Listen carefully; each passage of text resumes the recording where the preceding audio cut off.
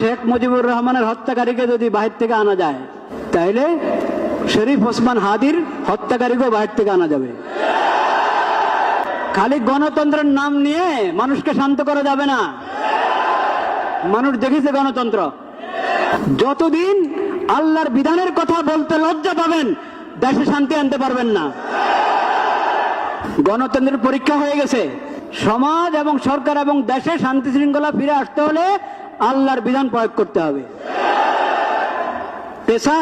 কেসাসের বিধান আল্লাহ যেভাবে দিয়েছেন সেভাবে প্রয়োগ করেন। মামলা ঝুলায় রাখবেন না। মামলা ঝুলায় রাখা এটা ইংরেজদের সভ্যতা। ইংরেজদের আইনের কারণে এরকম মামলা ঝুলিয়ে থাকে। ইসলামী পদ্ধতিতে আসেন, কোনো মামলা ঝুলে থাকবে না।